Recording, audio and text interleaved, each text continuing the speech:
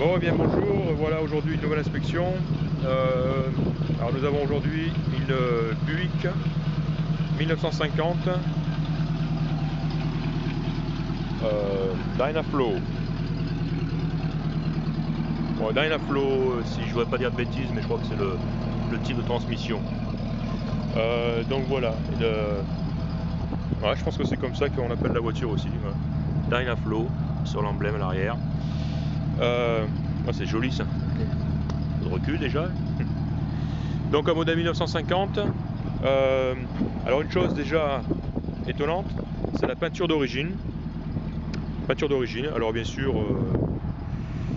faites le compte, faites le calcul. 1950, voiture, peinture ancienne.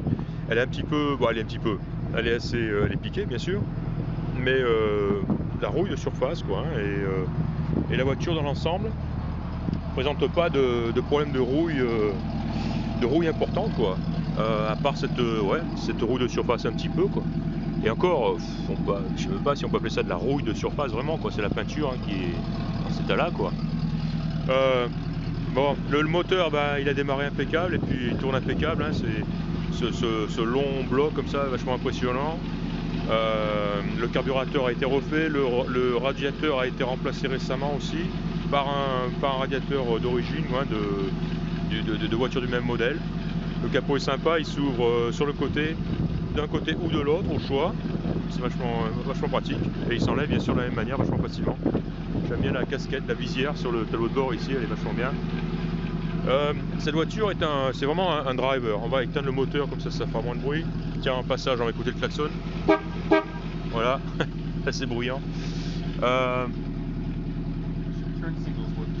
Ok, les clignotants qui fonctionnent, tiens, on va aller voir ça vite fait. Ok, celui-là fonctionne. Clignotant droite fonctionne. Headlights.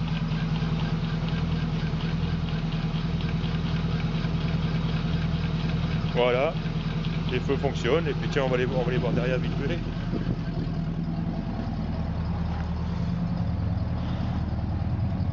Voilà, le feu fonctionne. Ça doit être on dirait un feu stock. You have backup lights too? Yeah. Wow. Et oui, voilà, donc feu de recul qui fonctionne et tout. Impeccable, hein? Oh, impeccable. Hein? Alright, Sean, you can turn off the engine. Yeah, that's fine. Yeah. Perfect. Lights work. Horn, the horn works. Donc klaxon, feu, clignotant, feu arrière de recul fonctionne. Impeccable. Voilà, les glaces sont en bon état.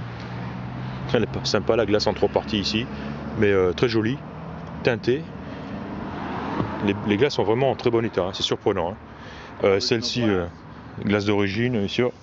Et alors là, la facilité avec laquelle elles montent et descendent. Tiens, un petit détail comme ça. Voilà, hein, c'est bien réglé, c'est carré. Hop. Voilà, ça fonctionne, impeccable. Et tout autour, hein, pareil. Hein. Les joints sont même les joints sont dans un état décent. Quand on considère qu'ils sont certainement d'origine, enfin, je sais pas. Non, je m'avancerai pas trop, mais pour dire ça, mais enfin, ils sont en bon état. Ici, on a une étiquette ici de visite. Hein, bon, on voit la batterie qui a été contrôlée. Enfin, voilà, une révision, disons. Elle a été effectuée en 1970. Et le mileage, le kilométrage à l'époque était de 12 528 miles. Le propriétaire actuel et le troisième propriétaire, il a essayé de remonter un petit peu les propriétaires précédents et il est en mesure de dire que le kilométrage affiché ici, qui est donc de 39 883 miles, serait le kilométrage réel d'origine. Alors ça c'est vachement sympa, hein, le gros haut-parleur chromé ici, c'est trop beau. Buick. La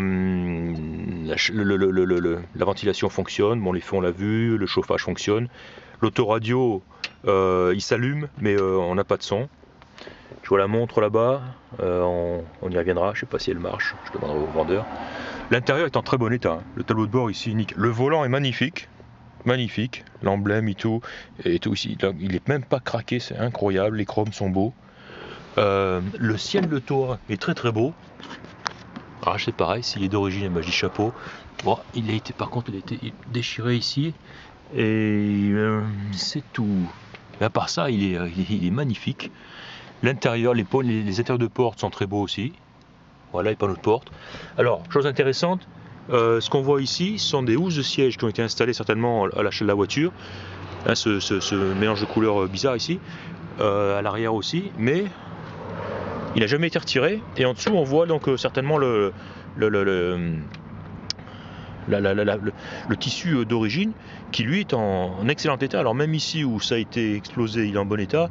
Donc on imagine que partout ailleurs en dessous, bah, c'est comme neuf. Incroyable.